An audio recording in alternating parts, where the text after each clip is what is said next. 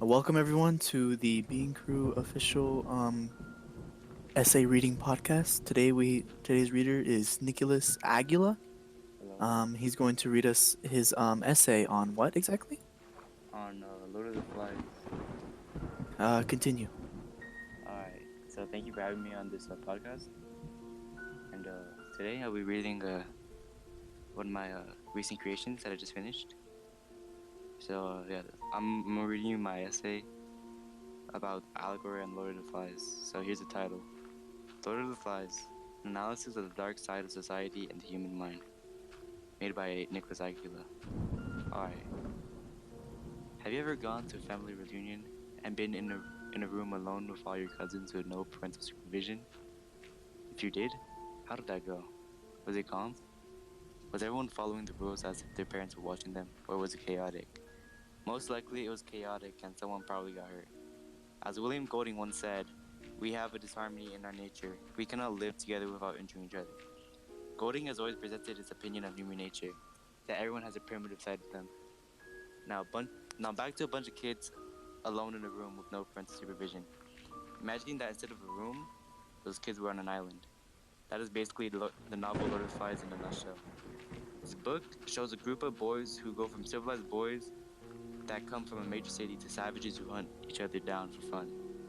Golding shows his opinion of the human nature perfectly in this book. He uses symbolism on his characters to push his allegorical meaning of human nature and evil. Golding argues that ordered society is an essential good that keeps people's worst selves at bay, but mankind's inner darkness will erode society's strength over time, resulting in chaos and atrocity. So how does a book about a bunch of kids on an island represent that? Jack is the antagonist of the story and is one who starts all the conflict. However, at the beginning of the novel, Jack shows signs of civility. When Jack first encounters a pig, Jack stands there frozen, not being able to kill the pig. The three boys rushed forward, and Jack drew his knife again. He raised his arm in the air. There came a pause, a hiatus, continued to flash at the end of a bony arm.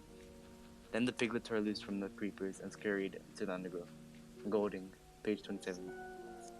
He later uses the excuse that he was thinking of a place where to stab the pig. I was going to, said Jack. He was ahead of them and they could not see his face. I was going to choose a place next time. Golding, page 27. The way Jack talks in this quote sounds like he was having trouble killing the pig and scrambled to get an excuse. This is in chapter 1 of the novel, and the boys are still adapting to the environment and the new way of life on the island. Jack is still civilized from being a schoolboy and was not adapted to his new lifestyle. At some point in the novel, he actually is nice to some of the members and talks to them. However, that'll change once Jack puts on a red, white, and black mask. That's when Jack's humanity just goes down the drain. Due to Jack's greed for power and a few disagreements with Ralph, Jack splits from the group and starts his own tribe. Now Jack kills pigs like it's nothing and doesn't hesitate. Once he split from the group and became chief in his own tribe, he started becoming a tyrant and beating his own tribe members. The painted group move around Sam and Eric nervously and hummingly. Tie them up! Now the group felt the power in the house. Jack was inspired. See, they do what I want. Gordon, page 165. Over time, Jack is corrupted and overtaken by darkness. By the end, there is no way back to the light for him. When Jack puts on the mask in chapter 4, that is when darkness starts to corrupt him. In real life, people act differently behind a mask. Whether it's a literal mask or an invisible mask, like online or in a crowd, the effect works. People are more confident behind the mask. They see themselves as something other than themselves and act differently in ways they couldn't act in real life. For example, in the video game Call of Duty, if a player is not happy in the way they got killed, they will be verbally attacked by the player who killed them. They will call the player slurs and insult them, and no one can stop them because they don't know who this person is. He's behind a cyber mask. The person wouldn't do this in real life, but since there are no consequences and they are anonymous, they build up the courage and proceed to do it. The same thing applies for Jack. When he puts on the mask or paints his face, he no longer sees himself as a civilized schoolboy. He's now an apathetic and savage person who will do anything to survive and get power. So the mask could represent savagery and primal instinct. As soon as Jack puts on the mask, he's able to kill pigs without hesitation. He splits up from the group and becomes a tyrant in his own tribe. And Jack's right-hand man Roger is a bit easier to understand than Jack. As Jack's personality is conflicted and wavering throughout the novel, Roger remains purely evil. Roger does many evil and barbaric things in the novel. He kills a pig that is a mother. He kills Piggy and he attempts to kill Ralph. Roger turns into a kid with no civility and is evil. While that statement is true, he wasn't always that way. In chapter 4, Roger is throwing rocks at the little ones while the rest of the crew is out. Now you could say that it's evil, which it is, but Roger was missing on purpose. The fact that he was missing on purpose showed that he was not expressing the full potential of his evil. He was still subconsciously following the rules and expectations that society had placed on him. When he was a part of the structure. While that doesn't justify his actions, it does say a lot about character at its time. It says that Roger is still abiding by the expectations of society. While there are no adults with vision, Roger was still missing on purpose. He could have easily just hit the little ones and gotten away with it, but he still has a sense of society and civilization inside of him. Right now, if you could go throw a rock at an innocent kid and get away with it, you would do it. The answer would probably no. He didn't hit the kid, so Roger right now in the novel is how we feel about hitting kids with rock. Roger at that time of the novel has ethics and doesn't want to hit them. Round the squatting child was the protection of parents and school and policemen and the law. Roger's arm was conditioned by civilization. In Golding, page 57. With the parents, school, policemen, and the law still influencing him, Roger can fulfill his sadist wills because he was being held back by the status quo of society. When Roger leaves Ralph's tribe with Jack, Roger is no longer being held back by society. He is in a new tribe with no rules and now performing sadist acts. A couple examples of sadist impulses he acts on is when he kills piggies and tries to kill Ralph. This is where Roger's full inner evil comes out and takes over him. Roger's character as a whole represents evil and sadism. Lastly, the final character that will be analyzed is Piggy. Piggy is a fat kid with glasses and asthma. He's the least physically fit person on the island. That results in him getting picked on by the other kids on the island. Jack doesn't respect Piggy the same way he respects the others, and Jack doesn't listen to him. Since Jack knows Piggy isn't physically fit, it's seen as weak, and he can't defend himself. He takes out his anger on Piggy. However, Piggy is the smartest person on the island. Piggy is the one who proposes all the ideas on how to survive the island. For example, in chapter 1, Piggy is the one who gives Ralph the idea to build a conch to call the others. We can use it to call the others. Golden for page 14. Piggy also comes up with the idea of using his spectacle to light the fire. Piggy can come up with any idea and find solutions to problems. This makes Piggy one of a kind and valuable on the island. However, Piggy's physicality prevents him from carrying out the actions he proposes. For example, Piggy gave the idea of blowing the conch, but he couldn't blow on the conch, so he needed Ralph to blow it. Piggy also gave the idea of building shelters, but Ralph is the one who acted on Piggy's idea and actually built the shelters. Piggy can think about the actions but not perform them. Piggy and his spec represent intelligence and rational thought. Piggy gives the idea of using specs, which is intelligence, to light the fire and a beacon of hope. They try to get off the island by trying to call a ship using smoke. They light a fire. The light of fire was their only chance to get off the island. This represents that through tough times, intelligence and rational thought can give you hope. So how does Golding use allegory to portray his message of darkness eroding society and bringing chaos? Roger is a good example for this. When Roger throws rocks at kids in chapter 4, Roger is intensely missing because he still has morals at that time. However, this event foreshadows to an event that happens later in the novel. In chapter 11, Roger drops a rock on Piggy's head, which results in him falling off the cliff and dying. At this point in the novel, Roger is completely evil. His sense of ethics and society he had in chapter 2 are now transformed into a sense of evil and cold-heartedness. This helps prove the point that Golding was trying to say about darkness in society. Roger has a sense of society, but is later corrupted by and turned evil. He got influenced by Jack's greed for power and the rules from the old society, not applying to the island now. The darkness got to Roger, and as a result, he started doing the evil acts we see him doing, like killing Piggy. In Jack's tribe, Roger is now feared by the boys for being cruel. By the end of the novel, Roger has made the full descent to savagery.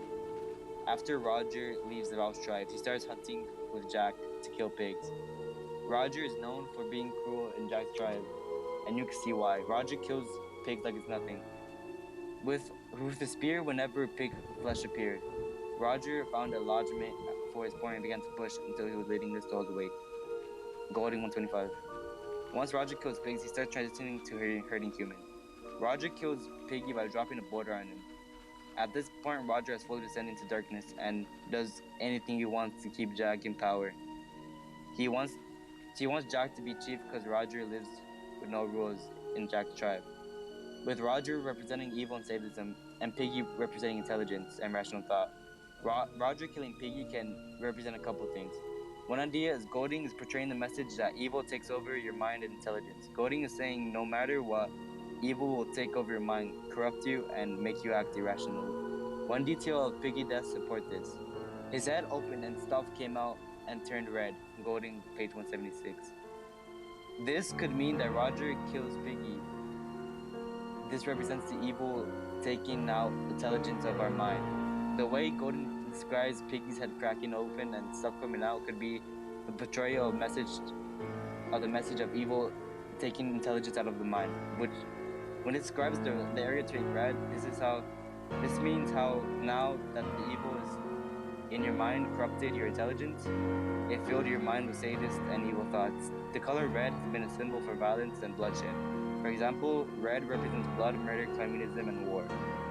A second meaning could be Roger's full descent, savagery, and evil. We see in chapter 4 when Roger keeps throwing the rocks at the little ones and racing on purpose.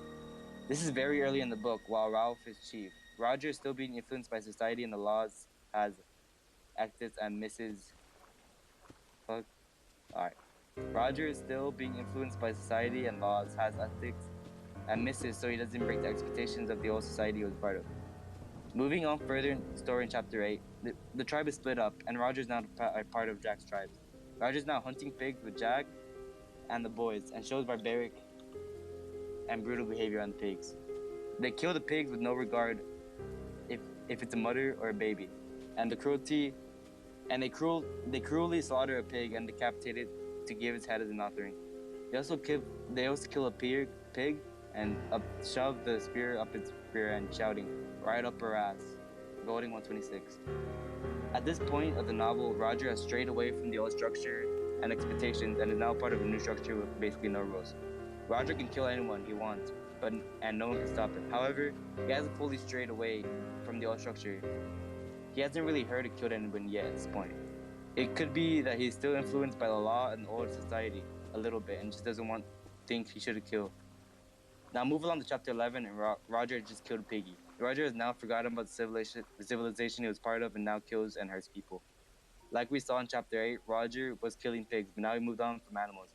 Now instead of killing pigs, he's killing and hurting humans like Piggy. Roger has made his full transformation from a boy who was still influenced by society and law into a corrupted, evil, and sadist boy who he kills for fun. Roger represents pure evil and can be the devil himself, even more than Jack, as he is Jack's today, abetting to his worst instincts and sadistic.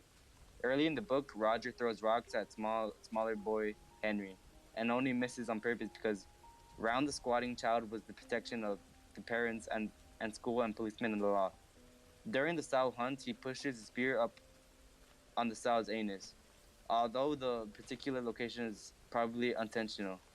Roger found a lodgment for the point and began to push until he was leaning on his whole weight. After nearly all the boys on the island have joined Jack's tribe, Roger goes on to kill Piggy with a large boulder and torture Simon and Eric until they join Jack's tribe. Bloom, page 7. This later criticism by Harold Bloom supports my idea of Roger slowly descending into darkness and drifting away from society he once was part of. Jack is a great example of turning good into bad. Jack's history of hunting in the novel shows his transition. In the beginning of the novel, Jack sees hunting as a game. You can see that as when he finds his first pig in the forest, the pig gets away because Jack hesitates to kill. After this, Jack no longer sees hunting as a game, and as a game and is now determined to kill a pig to get meat. The boys go hunting one more time and reveal that they were successful killing a pig. However, this was the cost of the fire because Jack and his boys were in charge of keeping the fire lit. Even though the pig was killed, we don't know the details on how the hunt went. We just know that the pig is killed. Later, they start reenacting how the pig was killed on a little one. At this point in the novel, the boys start setting into madness.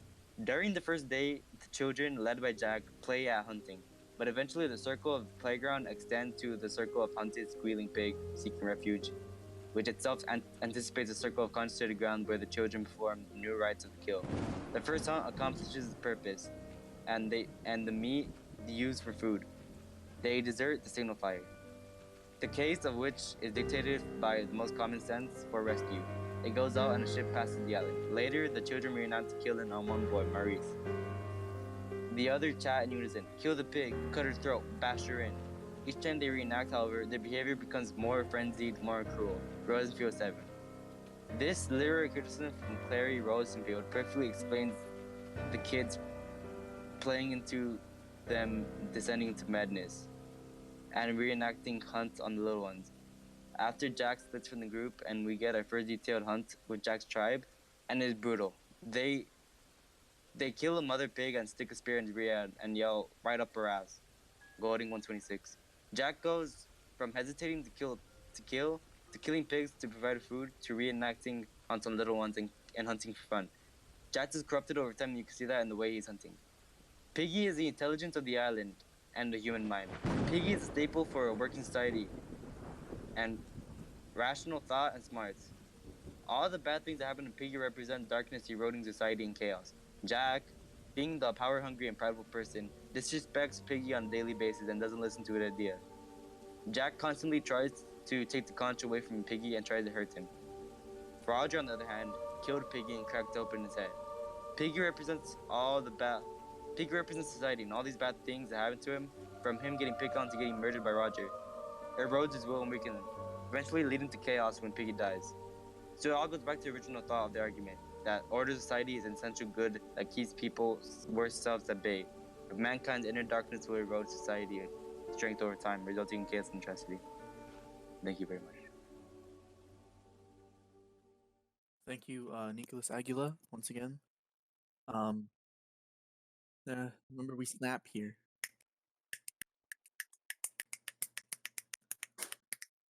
I'd just like to point out that the author of that book, he literally only wrote the book because he fucking hated the place where he worked at. He was surrounded by he was a schoolboy teacher. Wasn't it because he was affected by like World War II? It was that, and then also because he fucking hated like how the kids were just little shits.